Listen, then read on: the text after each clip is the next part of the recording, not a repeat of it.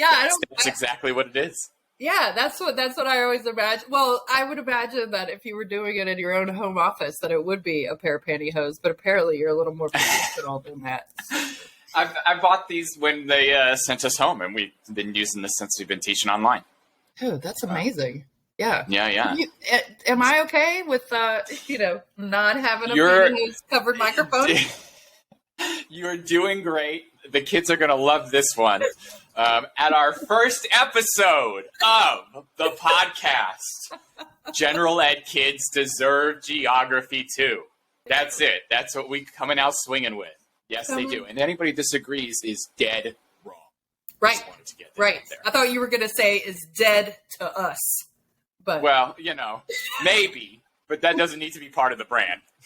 Hey, I just realized I don't have any earrings in, and I don't like the way I look, so I'll be right back. All right, go be cute.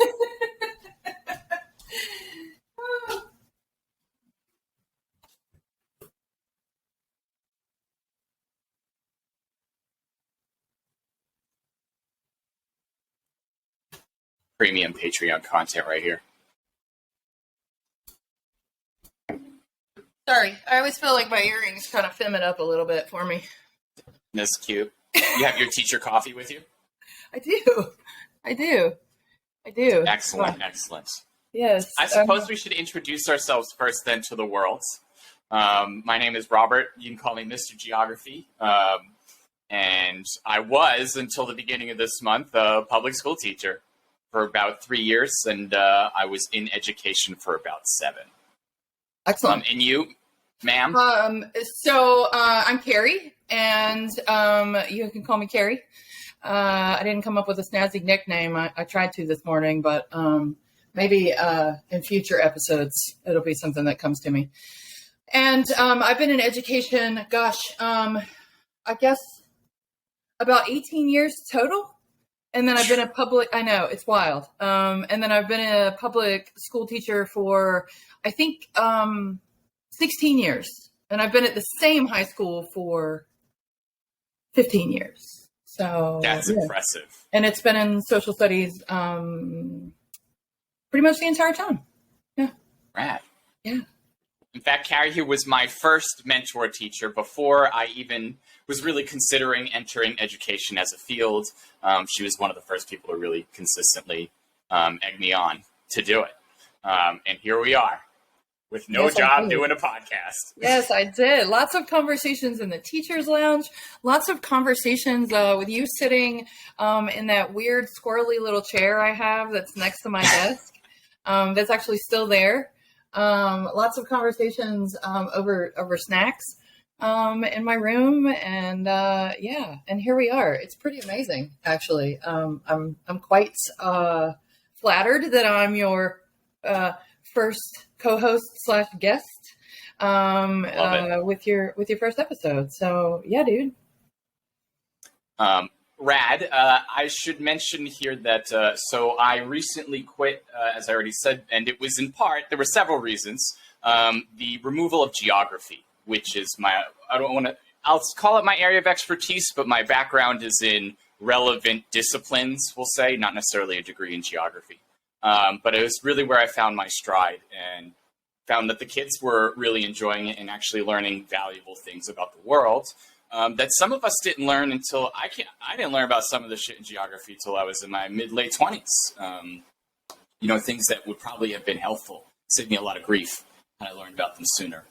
And there's a couple of reasons, but with this show, I'm hoping to talk about, of course, high school geography, and a lot of the stuff we show will be based on the Georgia standards, but I'm sure that's translatable to other material. But the state of education. The forces that act on and against it, pedagogy, epistemology, research, books, and whatever else comes our way regarding this. I do hope to have former students on the show in the future. A student of mine actually suggested I should let the kids take over one day, and I was like, you know what? That sounds like chaotic good. Let's do it. Totally. I mean, isn't that what, I think those have been, some of my best classes, some of my best experiences in the classroom have been either those moments or those entire class periods where either it was, sort of an organized effort on my part to get students to take over, or it was an organized effort on their part to overthrow us.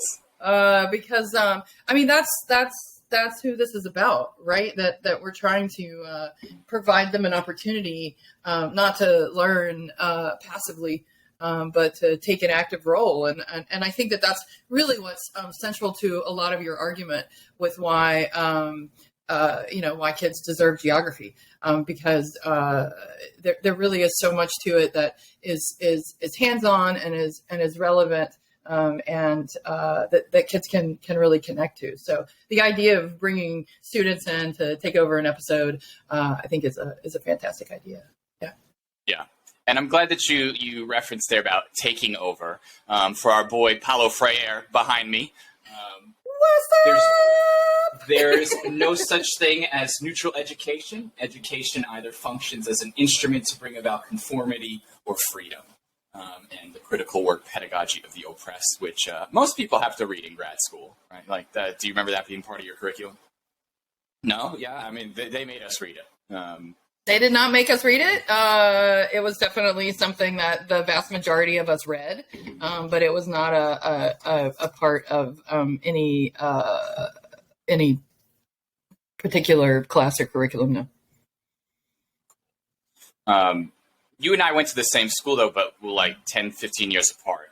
Georgia State University, shout out. We love it there.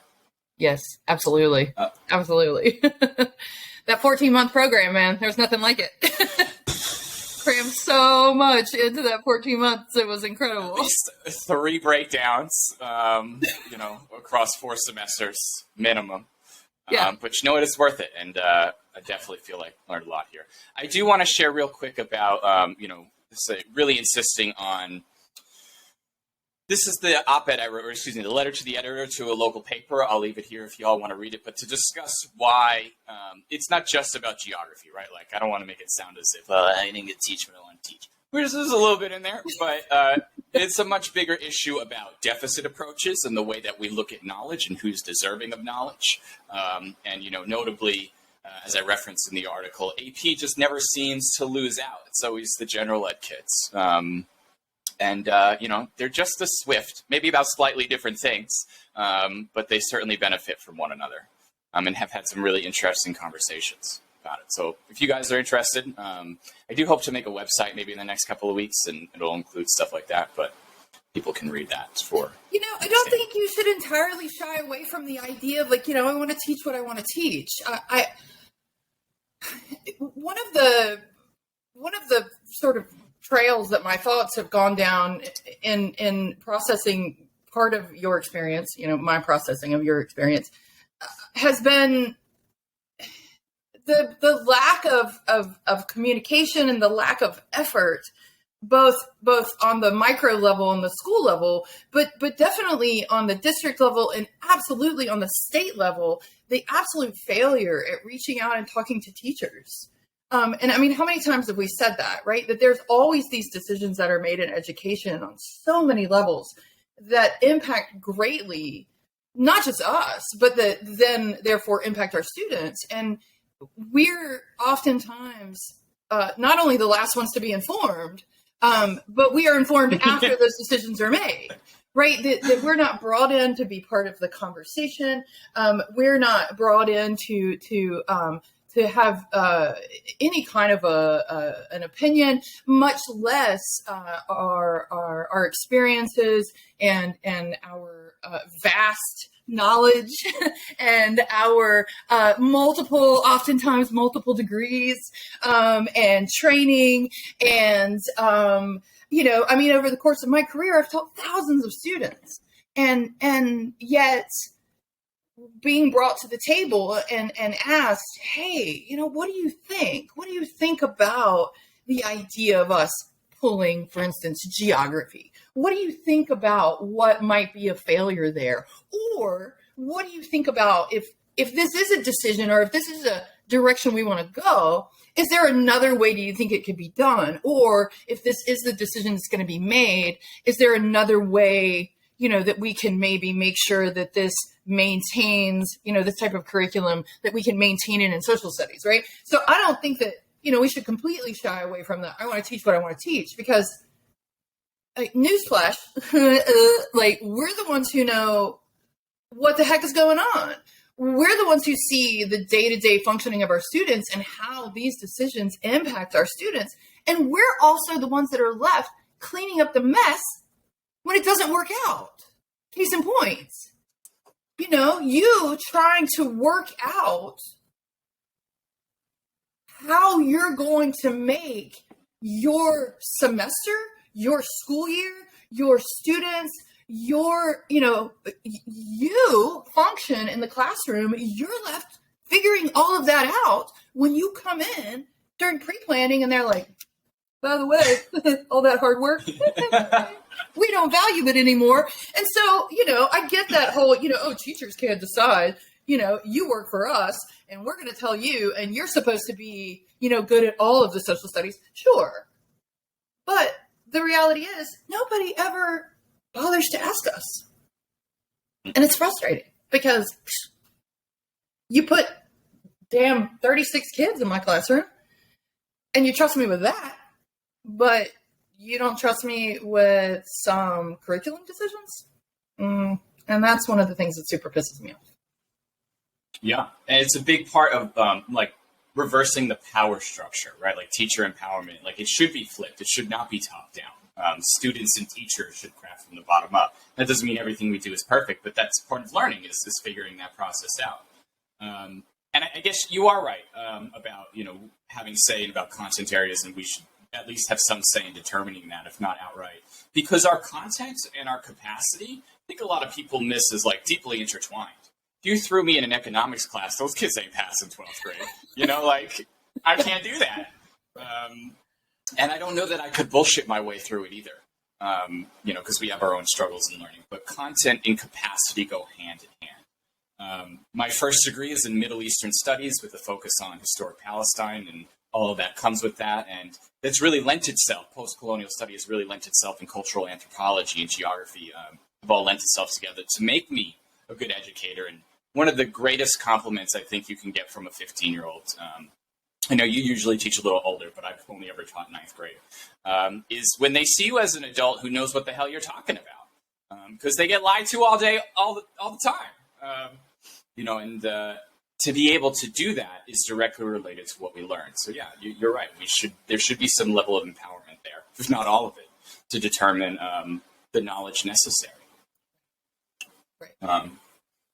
So then I guess that kind of leads us to the larger discussion that we're opening up with here. What happened to geography? Our experiences with it, because it's a national issue. It's been going on for a long time. And if you do a basic Google search, there are lots of people who have been talking about this a lot longer than I have. I'm kind of new to in the big picture. There's even programs and initiatives to try and bring it back. And again, outside the capacity of just AP human geography, which has been present the whole time. Which just has great content, right? Like there's really interesting stuff there. But what's happened? Why is it going away? Yeah, I guess that's really the thesis. Why is geography going away? I mean, I've done kind of a bit of a cursory sort of search on Google just the last week or so that you and I have been planning and talking about doing this podcast. And I found it's not just in the U.S. I found some articles coming out of the U.K. I found some articles coming out of, in particular, South Africa also. So it definitely seems to be a bit of a global trend. Interestingly enough, a global trend on Western, or at least like Western, imperialist central countries. And I don't know. The core. What? The core. Yeah. That's an AP human geography term. The core. And I think because, like I told you, I fell into this trap also. And I fell into this trap because I don't know if I really understood for a long time. I don't know if I really understood what geography was. And I think that's been a lot of the issues with social studies teachers in general, right? We've seen it, especially in Georgia, we've seen it as this basic ninth grade class, and it's something that we just want to get through because it's a requirement. We want to check this little box. And that I think so many people see it as this basic, we're going to look at some maps and we're going to label all the states and we're going to label some countries and we're going to learn all the capitals. And I mean, if I look at it that way, dear God, like, yeah, get rid of it. Ugh. Like it's not relevant. It's out of context. It's, and that could be blamed on, how weak our standards are. That could be blamed on the larger misunderstanding of what geography is. I think it could also be blamed on the populists and their fear of globalization and like this. Yeah, I'm sorry. I'm just gonna go ahead. No. Say what you're saying. Go ahead and go off into outer space a little bit on that one. And so I think it's a failure at really understanding what geography does. But then there's also part of me that thinks maybe not. Maybe it's being gotten rid of. And there's a real effort in the last couple of years because there is an understanding of what it can offer students.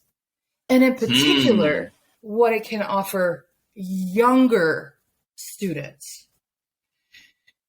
Because if I think about what you're doing, and when I think about what a lot of teachers are doing with geography and having students make these connections, these larger connections, I mean, that is scary for this idea of what populists believe is that fear of globalization and that fear of, getting outside of the idea of America first and the idea of, America hegemony and, all of those other ideas that I feel like in social studies we've been fighting for years and years and years and years and years. And I thought for a minute we were winning the fight, but apparently this might be a place where we're losing it. Yeah. So I don't know. One or the other? Both at the same time? Depends on who you're talking to. I think all of that's right. Because if it's not a threat to hegemony, they don't fuck with it, right? Like it's when those ideas really have the opportunity to shift people around and to think about the world differently that power might take issue or concern. Even power that claims to be supportive of these sorts of principles, it's the easy target because in that regard, you said maybe they don't know, but also we don't have to care in the big picture. There's a whole lot of people who around the world, especially who do not need to give a shit. Can go their whole life. And to your point earlier, I remember one of my first classes I subbed at your school way back in 2015 was before the standards were updated, right? The standards were updated in 2016. And it was just states and capitals and topography and stuff. And it was boring as hell. To come back to it later. And yeah, there's lots to be said about the Georgia standards. But if you're informed, you can squeeze a lot out of them. But I think that brings up the next point, too. When we were in school, you either didn't get it or it was exactly what you said it was. And so a lot of teachers, our mutual friend who you work with who said they hated geography last year. To be fair, was it ever taught to us well in the first place? Right. When we were in school? I don't even remember having it. I was in a magnet program, so I think I would have skipped it even if it wasn't there. Do you remember being taught geography in high school? I remember labeling maps. Like I remember labeling maps. I really do. And I remember labeling maps. And I graduated from high school in 1994. Like I'm not super old, but like it's a long time ago. I remember labeling maps. And then I know for sure I have seen those same images show up in geography classes now. Right, where you have like the outline of whatever, Western Europe, and then you have number 1, number 2, number 3, number 4. And then over here you have number 1 with a straight line, number 2, and then you have to like fill in what country it is. I remember that. I don't remember anything else. Probably because there wasn't. Remember the misery it brought? And so if that is if that's if those are our memories of the course, if those are our memories, and if it took a long time for Georgia to change those standards, and then strangely enough, 7 years later, they go, never mind.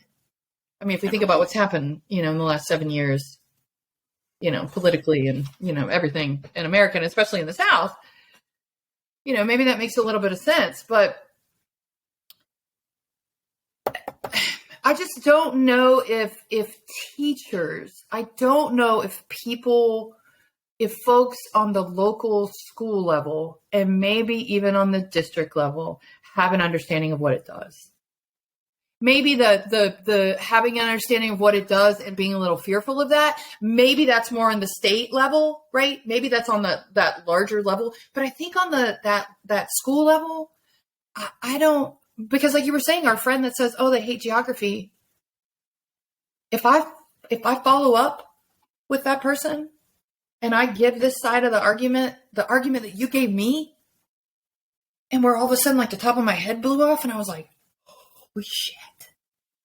I can't believe I fell for it. I can't believe I fell for that argument of like it not having value. And the reason why I fell for the argument of it not having value is because I don't know if I really understood what could and what should be happening in a geography class. And that makes me really sad.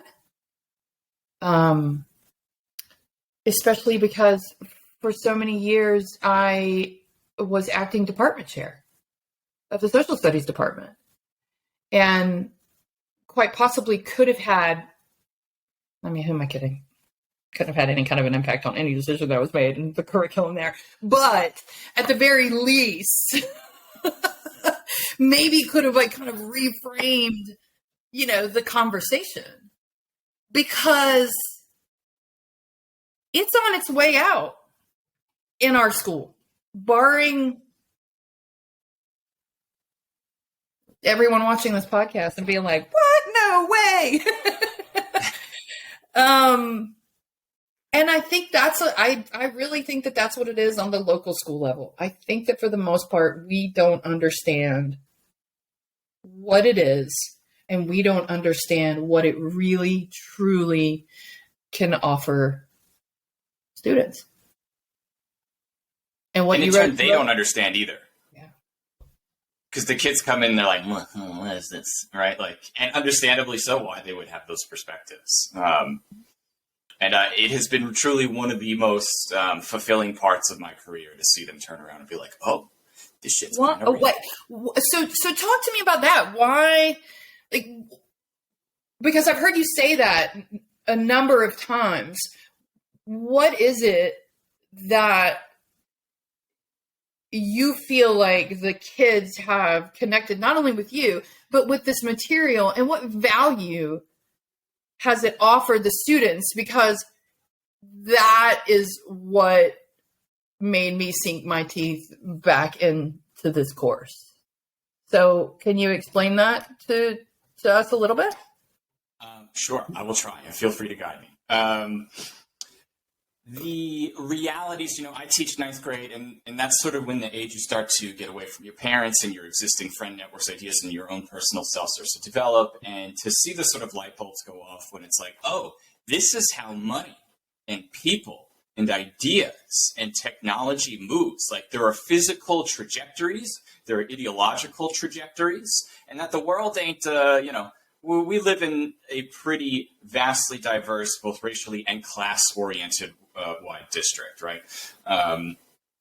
How these kids, including their classmates, have vastly and wildly different experiences with those very variables around resources moving, and how to physically get to a place or not get to a place, or how development works. How will that impact their housing, and what is their personal history's relation to it?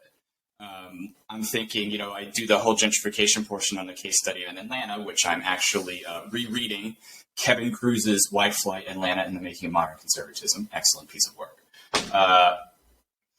And the rich intellectual Black histories that come with it, and how all students have no idea, and why would they at 15? They're just living their 14, 15-year-old lives. But to see that things like this actually will impact their ability to get housing. it impacts the teacher's ability to get housing. And what's taken right here and what they can do about it, how they, one big thing about, and I want to do a whole episode on like culturally responsive pedagogy, is really throwing in with authentic assessments. Go out into the world and do or see the thing. Take it out into your neighborhood. And that's a big part of the identity component, integrating skills, intellect, and identity. Is seeing it in your own community or not seeing it too. And why don't you see it where you are and somebody else sees it where they are?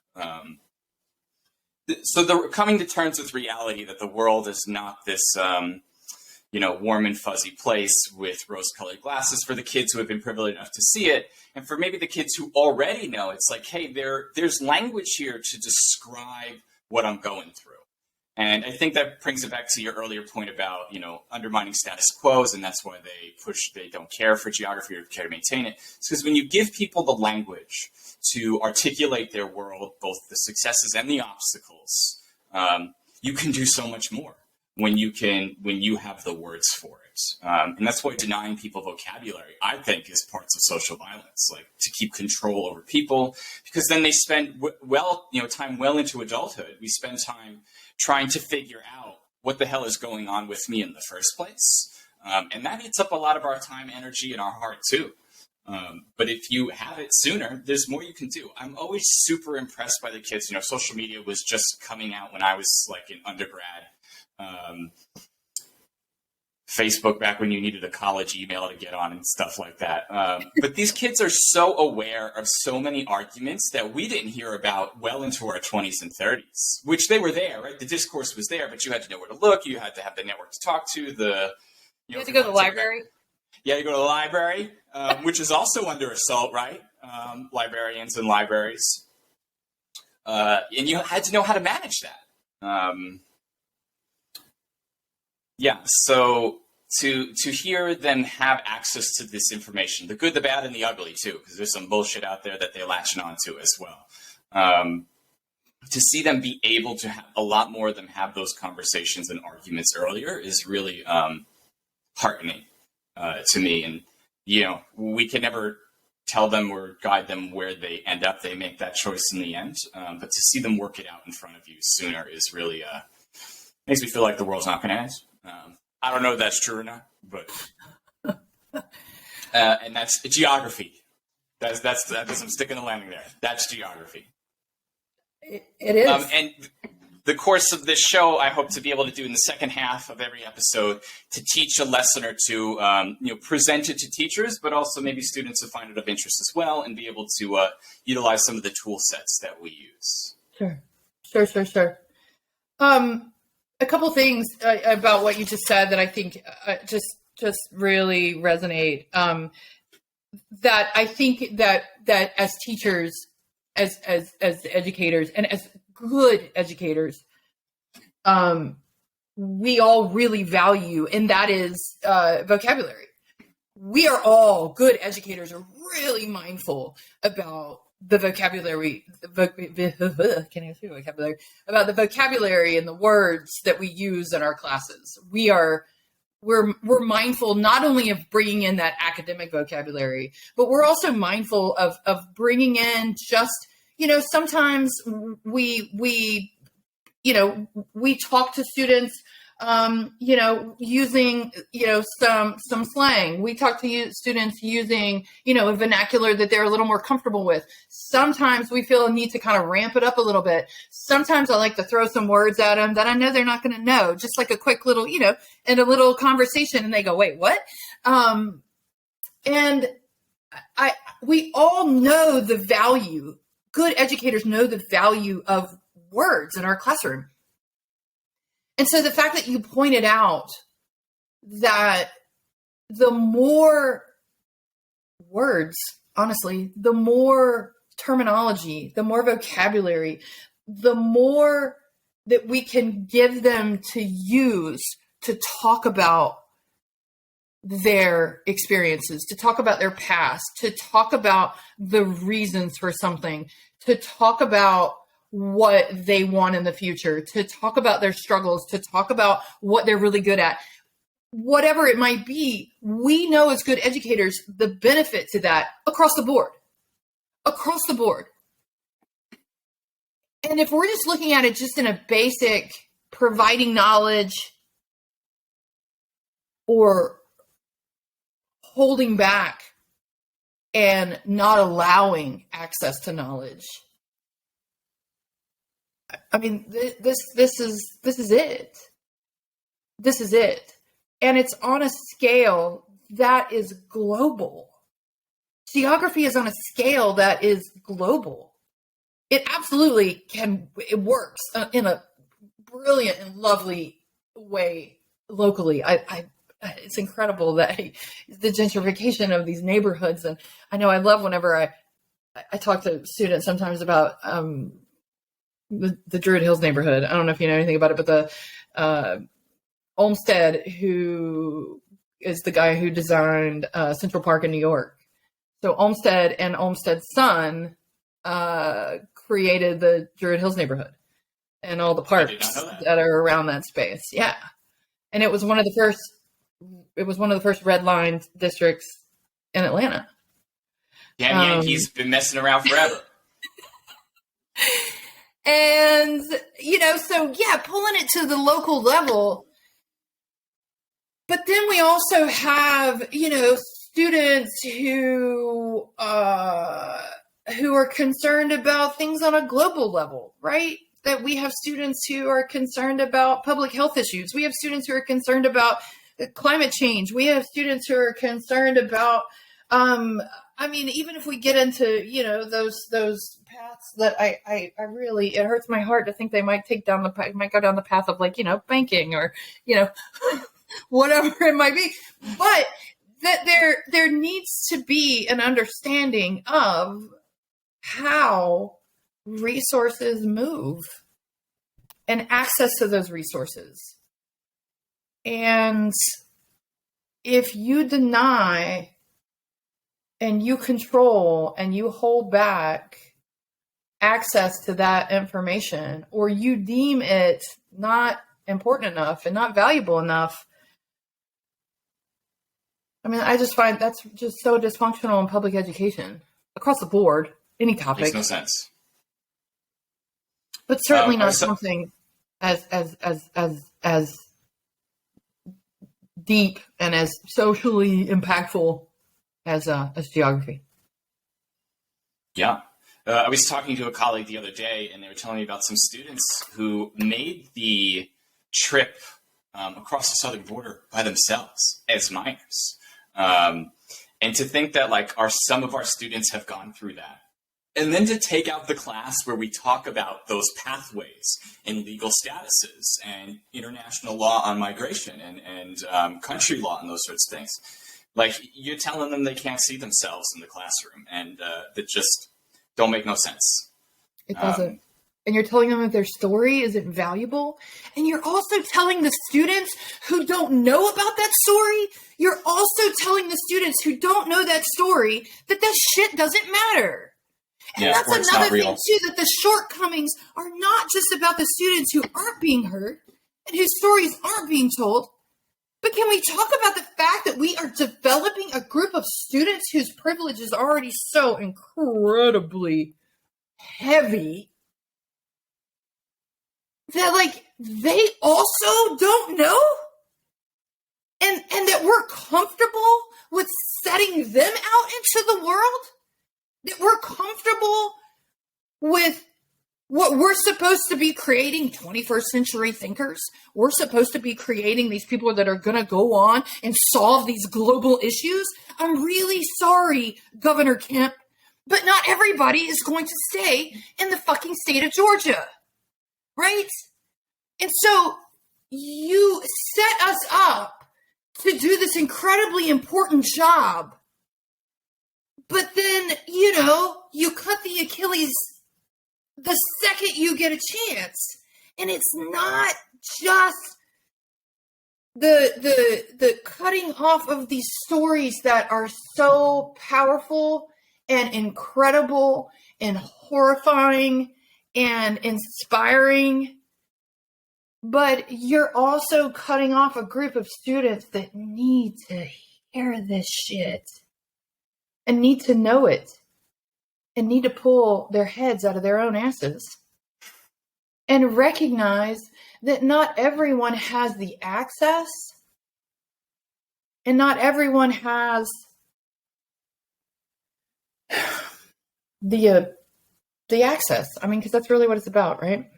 Yeah. It's really about, because if we're talking about movement of resources, and if we're talking about the movement of people, and if we're talking about the movement of ideas, and you're cutting it off before it even has a chance to get started. And that's just really disappointing. Yeah. Well, I can't top that, so I guess show's over. Episode's over now. Stop.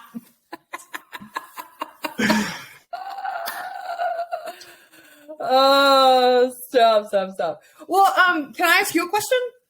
Yeah, I want to make a comment to that, and then yes. And to bring it back to, some of our personal conversations we've had before this, if you do all that stuff you just said, and you cut it at the Achilles there, doesn't matter what skills you give them in the interim. If you ain't got two thoughts between your ears to rub together about the world, it don't matter. It does not matter what skills you may have mastered, and I have questions about mastering skills without content either, right? Like, I have questions about that. And, that's what's being pushed in a lot of teacher education programs right now, like that you shouldn't be siloing things. Brings up a lot of questions. What were you going to ask me? Yeah, and I definitely want to get back to that because I think that is something that we can absolutely directly connect back to. And I don't know if you want to go off on this, weird sort of, connection, tangent, whatever. But the Senate Bill 377 and House Bill 1084 that were passed back in April, that really, I guess hamstring's the word, right? I don't know if Achilles was really the path I should have taken hamstring. Right. That really hamstrings. It's the same name, right? Either one of them would be painful. That really hamstring social studies teachers in particular, those bills that passed back in April. So I think there's absolutely a connection. But the question, I guess it's kind of two parts, but the main part is, if this is the path we are going down, because I think it is. I mean, it's already happening, right? I mean, it happened in your school. It's happening in schools all across Georgia. It has already happened in a number of schools all across Georgia. Pulling geography as a course, as a whole, if it's not allowed to continue to function as a standalone course, is there a way that we can, as social studies educators, literature educators, wherever it is that we can fit it in, is there a way that we could continue to actively, decently embed it elsewhere? Yeah. I kind of dropped that one on you. I really probably should have texted that one to you like earlier this morning when I came up with it. When you say embed, you mean like the content areas sprinkled elsewhere, or like geography just being available to all student levels? Like, our county was distinct in that it made it a 9th grade graduation requirement for a long time, but they got rid of that. There's no reason it just goes to 9th graders. That's not necessarily how it needs to be done. It can certainly be an elective, and I don't see why not. I think it comes down to what we were saying earlier. Not a lot of people are equipped to teach it in the first place. So are you going to go out of your way to hire the one person who can do it? Which, when you think about how like public school education and hiring works, no, you're not going to do that. You won't have the time or space to make that valid, especially if that's the only thing they're teaching. I also teach civics, and I have done world history before. I've also been an ESL teacher outside of the public school system, living abroad. But yeah, my initial inkling there is why it doesn't have to be relegated to one grade. It can still be an elective. Yeah. Which I think a lot of electives that, it was another class that was dropped this year because it's not enough people signed up. But to me, I hear, and maybe this is me being a hater, you didn't aggressively market the class enough, and you don't know how. Totally. Which is, I don't know, very interesting to me because we seem to be so good at adopting so many other piles of shit from corporate America. They don't require any selling to us because they don't talk to us. Why are we not good at marketing a particular course, right? Oh, no, I mean, I think that's really what it comes down to. But again, if you've got, if you don't have anyone on your faculty that is interested in it, and the reason why they're not interested in it is because we framed it as a 9th grade class. We framed it as one of those classes. In our district in particular, we framed it as one of those classes that we throw at, those brand new teachers that as soon as they walk in the building, oh, you're new to the social studies department. Guess what? The person that was hired 3 years ago now gets to move up. And now you get stuck with these 9th grade classes. So now you have to teach civics and now you have to teach geography. It's a reward to move away from that. Yeah. Till the next poor sap comes along. Which, was the point that I was trying to make to you, too, week before last, is one of the things that lights me on fire even more, that when you have someone who is on your faculty and they are a quality educator and they have a desire to teach a course and they have created a badass curriculum and they are excited about it and they love 9th graders, they are you so are funny. Cool bananas for even beginning to think that it is okay to allow that person to even begin to walk out the door. Like, anything that you need to do to reel that person in, to hold on to them, like that, to me, is that's because that's not to it. Me, that sounds like a whole nother episode to talk about. Is what I'm hearing. No, it's good. I'm actually writing it down now. Maybe that's something we can come back and talk to about. Yeah. It's how we hold on to these quality folks that want to do it. That want to do it. Yeah. Let's see. There was something else that I had written down here really quickly. Let me look at my notes. Take a look at that. I will say something you said there was actually a great segue to get into the content lesson portions. Yeah, let's do it. So like I said, I wanted to do the second half, 20, 30 minutes of like a week's worth maybe of lessons and content and stuff. And I eventually want to have a website where that's available to people. I feel ways about charging for information, but at the same time, a friend of mine was really telling me you should value, you've done all this work for years, maybe, $2 Patreon. I don't know. I'll work it out. And also, let me throw in there, as a teacher that seeks out other, that doesn't like to rest on, whatever laurels it is that I've built up in whatever lesson plans, that I love to find new things and new ideas. I'll pay that $2. I'll pay that $5, and not just for you. That, when I find something that is valuable and that I can tell that someone has put some work in, like I'll pay it. Absolutely. 100%. And I ain't rolling in the dough, friend, but I will. Of course not, we're teachers. Right. But, as a way of supporting, and as a way of recognizing that, yeah, you sometimes have to help support the folks that create that quality work. So, yeah. Can you see what's on the screen here? I can. Do you see both of us? I don't know. This is I can. Okay. See all three of the things. I don't want to minimize the frame. I want to maximize the frame. Let me do this.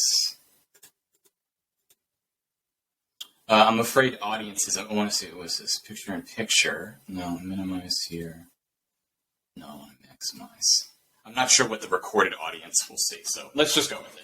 Yeah. All right, so very first day, I don't even bother with the syllabus because that's boring. I'll wait till the end of the week to do that. Yeah. Like, we do it on Friday. Who cares? You know the rules at this point. Don't be an idiot. We got stuff to learn. Right.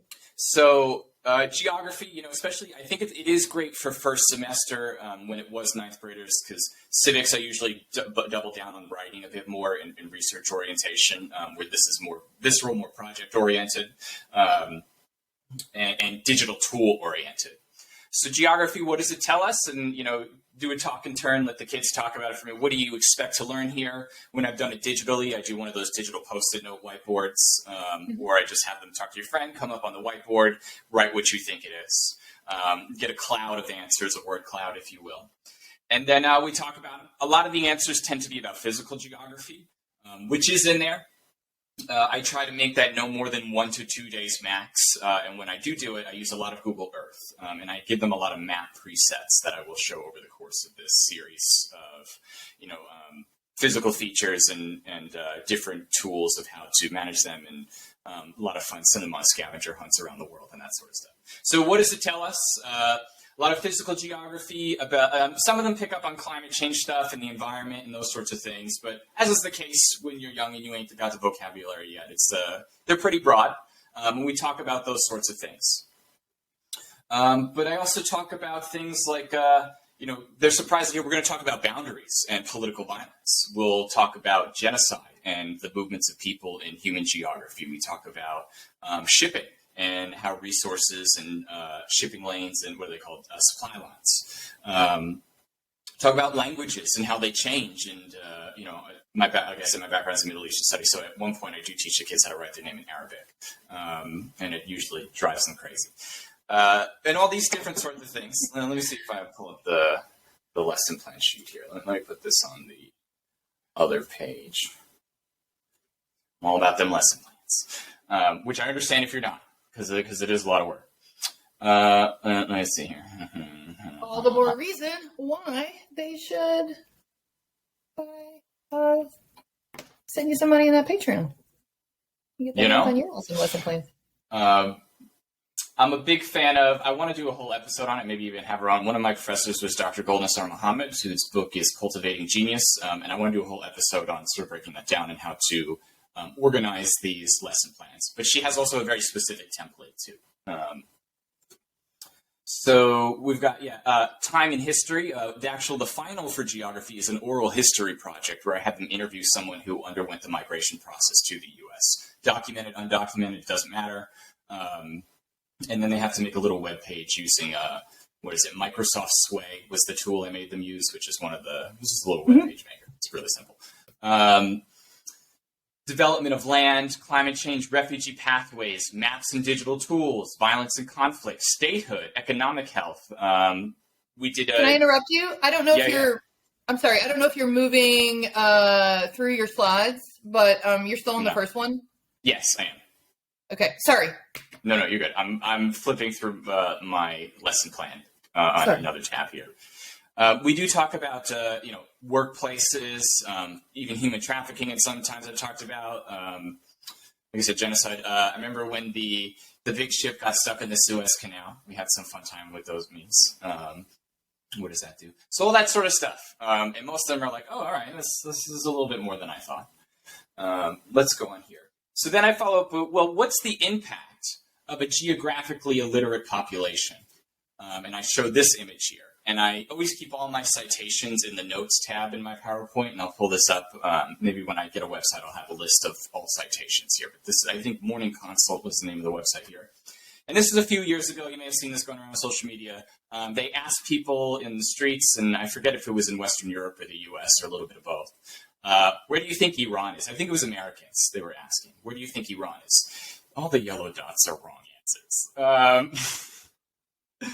And it only takes someone to watch the news cycle once or twice to understand, like, if you're going to be in a country, talking about a country that is historically not been besties with the U.S., it might be of value to understand peoples and places there. I think a few years ago, somebody was advocating to bomb, whichever conservative was advocating to bomb ancient historic sites and stuff like that. So here we are, 30% correctly identified Iran. Might be valuable. In whatever conversations the kids take away from that, right? It's usually completely different every class, but how much they want to move forward with that. It's mind-blowing how far away so many of these guesses are. I'm glad you brought that up. Like the ones in the ocean here, it does bring up an opportunity to talk about like survey fatigue or like just not caring. Sometimes you just do a funny answer because you're like, I don't give a shit anyway. and sort of preliminary conversations about research design and survey design and the limitations surveys have in telling us our perceived perspectives. Sure. So this next slide here, I just made this up. This is Elizabeth Alexander. She is a geographer at the University of London. In this image here, I'm going to show you a GIF of GIF or GIF. I got to get it right on the internet. I mean, whatever. The guy actually. I'm 46. I have no idea. We all. Maps are not neutral. Maps are not inherently true. Maps have points of view. Maps carry cultural biases. Maps tell stories. We let the kids work that out. What do you think that means? Can you think of some examples? And the image here is from another UK geographer. All these British folk. And this is his Twitter here. It's got his name on it. But he's taking a, it might be hard to see, but he's reducing the size to compensate for the Mercator Maps projection expansion. You know, I think Iceland is larger than the continent of Africa when it's at its max right there. But what might some of the impacts be if we see ourselves and our home bigger than everybody else's? And I do return to that when we do the Africa unit. There's a great image out there you can find on Google of different continents placed within inside Africa, and it's just like how massive the whole continent is. But these sorts of things and the types of technology we can use to reframe and rephrase geographic information. This is at Neil RK. But I thought there's a couple of articles on this GIF as well. You know, any questions? I always say any thoughts, questions, inquiries, objections, and we come back to stuff later if they think about it some more. And so how do we organize all that? The Georgia Standards of Geography, they're not by region, but me and my colleagues, we did it by region, but it gives it by the types, the disciplines of geography, and it's peach. Really should be a second P in front for physical geography as well. And what better for Georgia to talk about peaches, even if it's spelled wrong. Political, economic, environmental, cultural, human. And at the end of the first week, I give them a little vocabulary exam. It's open notes. They can use this. But what are the basic differences between the five? And that they are always deeply intertwined. And that we try to explore multiple disciplines of geography. I try to do like one is the major one for that continent, and then I'll do two of the other ones. And then I'll switch it up for the next unit, and then maybe repeat one in a different way later. So we're always coming back to these disciplines of geography here. Especially whatever the circumstance on. Those sorts of things. Peach. And that leads to the first task. I keep clicking on the recording screen to change the slide instead of my other one.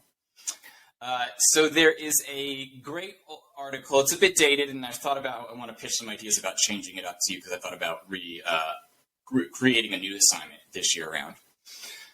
16 Maps Americans Don't Like to Talk About, which is an article from 2015 on Vox. I'll just be the first to say that any source I cite is not necessarily an endorsement of any one thing at all. It's a little bit dated, but also a lot of the maps are historic as it is, so I don't know that it really matters.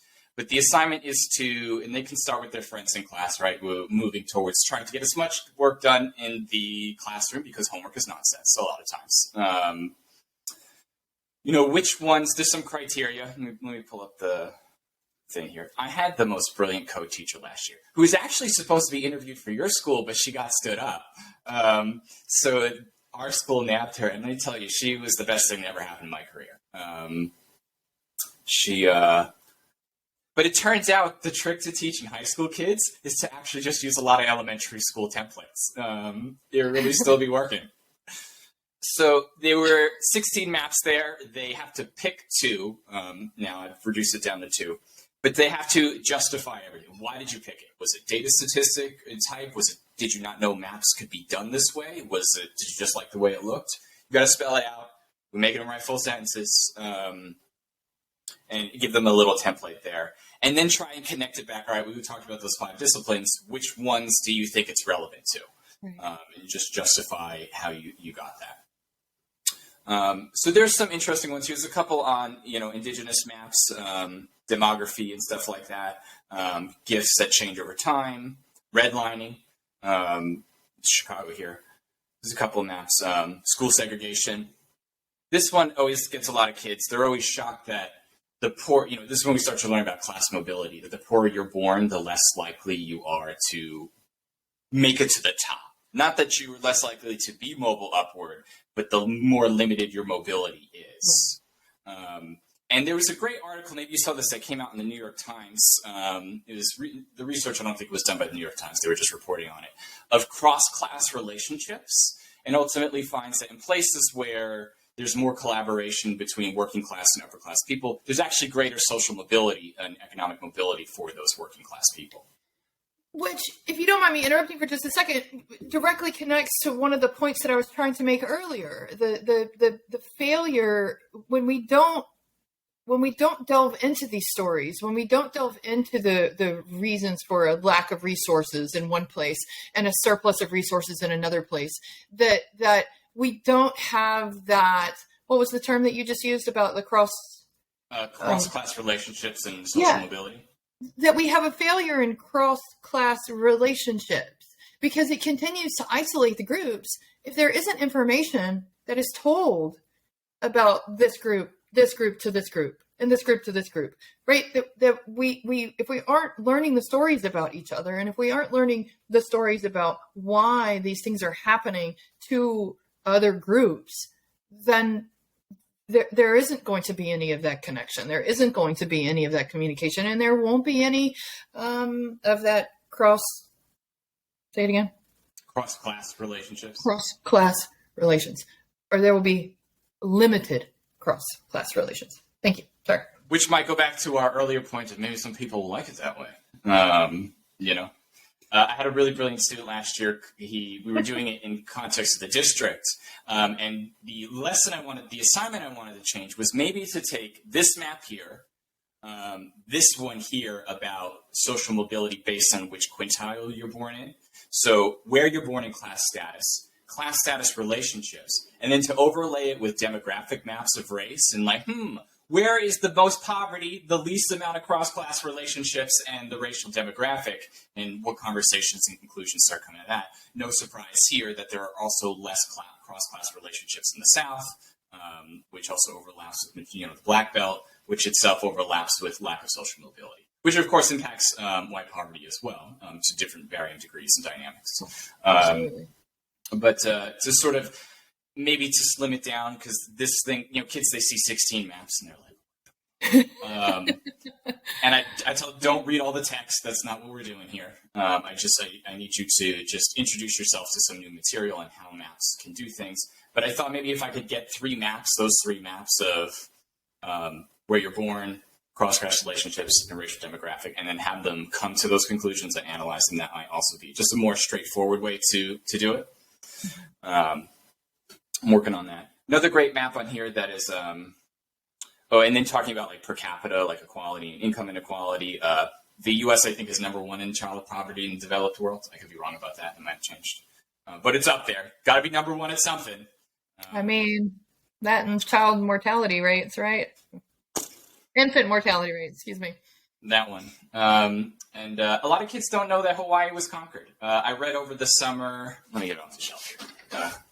Got a page book. If you've heard of Daniel Immerwahr's How to Hide an Empire, about the greater United States, which I did not know that up until the early 1900s, things like the U.S. Virgin Islands, Samoa, Saipan, the Philippines, they were actually all on U.S. classroom maps. And it wasn't until the early 1900s where colonialism starts getting pushed back. People are like, let's take that part off the map there. I didn't know that either. Yeah. So really great book. This one I like. It's fire bombings of Japan during World War II, and then it compares populations to U.S. cities. So it's Osaka would be the equivalent of 35% of Chicago being burned to the ground. Those sorts of things, and to put it in a sort of American context. Agent Orange, all that sort of stuff. Cold War insurgencies.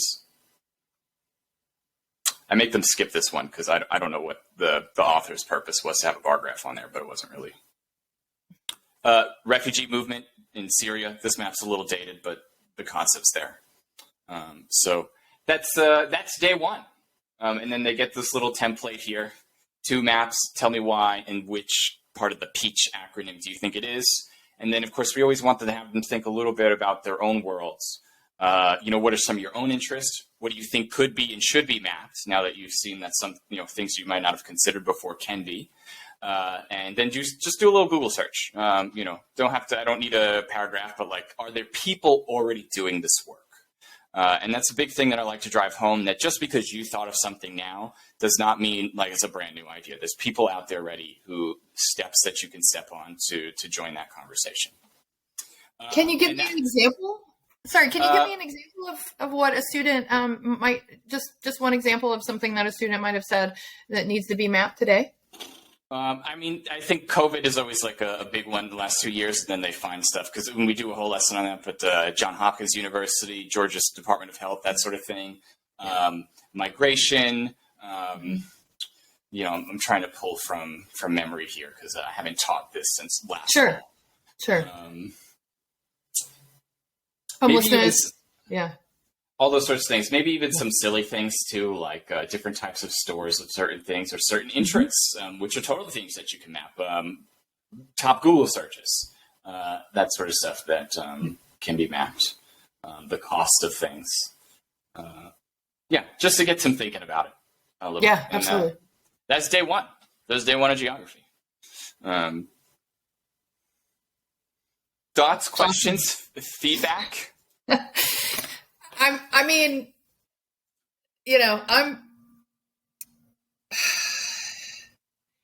think, what I really love about it is that it is, that you've got that connection to maps. And that is where so many of our minds go when we think about geography. And that is one of the basics to it.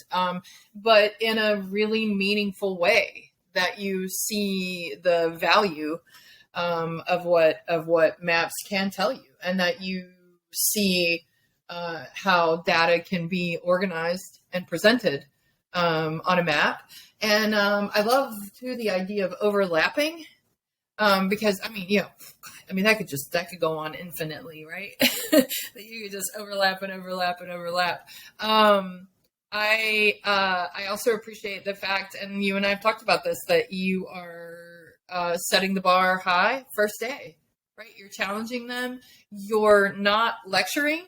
You're not walking them through, telling them what to think about these maps. You're encouraging them to draw their own conclusions. And you're really giving them something challenging to work through. And I know that was one of the points of real struggle with your decision to leave, was, this assumption that ninth grade general students are not capable, or if work is too rigorous, that I don't know. I don't know what they think is going to happen. Their poor little brains are going to melt out of their ears. I don't quite understand what they think is going to occur, but that shying away from something challenging, shying away from something rigorous, shying away from, something that might even be a little overwhelming, looking at 16 maps, is something that we shouldn't do. And I appreciate the fact that day one, you're setting the bar, and you're illustrating for them not just what the expectation is for their level of thinking, but what the expectation is, what you're going to be bringing to the table. Yeah. And I'm expecting them to be at that table too. And for, most teachers know this, but kids want to be seen as capable and thinking human beings. So treat them like that. We talk about differentiation and changing, where that bar is, but the bar is always just above their capacity. Just ever so tiny. I always like to use Jane McGonigal. She's really a wild one, but about 10, 15 years ago, she used World of Warcraft as a great sort of metric to understanding of skill acquisition. The challenges are just above your level, but if you get it, you get the experience that puts you over that level and then the next bar. Sometimes we got to get on our hands and knees and let the kids stand on our back to reach that bar. Because that's part of the gig, That's what we do. That is part of the gig. And sometimes we don't. Sometimes we don't have to do that. Yeah, sometimes we do have to put on our knee pads and get down on that disgusting floor in my classroom. And sometimes we don't. And it's and it's our job to figure out where those moments are and when those moments are and who needs it and when they need it and I think they'll tell you a lot of times. I'm sorry? Like, they'll tell you a lot of times. I think that's something we forget is that, like, we'll let you know. Some of them, they want to really push themselves to their limit about it before they'll ask for help, but they'll let you know if they need help. No, definitely.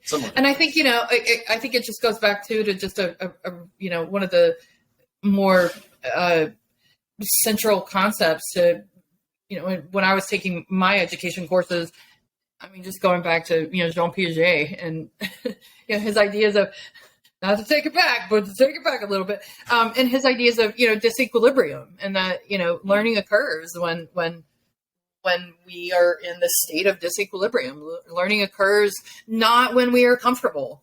Learning occurs not when we are, again, to, use the term status quo. Learning doesn't occur when, things are, so smooth and the water is not, in the slightest bit choppy. That learning occurs when there is a level of a little bit of discomfort and when there is a level of, a little rocking to the boat and when we do have to reach up a little bit higher. And that's learning. That's it, baby. That's when it happens. Yeah. Well, I think this was a successful first episode. I don't know what y'all at home watching this are thinking. Any closing thoughts? I know what they're thinking. They're thinking, when is episode 2 coming out? You're right. Let's get on it. Any closing thoughts or, anything? I feel like we said I am tickled pink that you got this rolling. I am just so excited about what you are providing, both in some of these lesson ideas, and I'm really excited in what you're providing with just these conversations that you're going to be offering up to educators, and not just to educators, to students, and hopefully to people, maybe, I don't know, policymakers, decision makers, and a little bit higher up on the pay scale, maybe. And I just really appreciate you taking the time and making it happen. I really appreciate, Mr. Geography, that you're a person of action. I really do. And I appreciate you being here, and good job, friend. We never started without you in that big picture. Thank you to all the teachers out there who have ever inspired or educated us otherwise, colleagues, professors, all of that. And definitely to students who challenge us and call us on our bullshit, because we're full of it too sometimes. So full of it. And to, everyone, especially in the last few weeks, who have pushed me to do this and to say, could be a good thing. So till next time, y'all. Students, educators, and viewers alike of all sorts, we'll come back with the next one. I think the next episode I'll just do the 2 other lessons that I do in the first week because it's just real technical. I have them do a Google Earth project and a vocabulary quiz about their own neighborhoods. And I think that will be next on it. All right, y'all, so keep up those thoughts, questions, inquiries, and objections when you're learning things, and who knows when we'll be back. I don't want to subscribe to a content schedule. Capitalism keep us in the grind. But maybe we'll just keep going. Maybe, yes. All right, y'all, general ed kids deserve geography too, and don't forget it.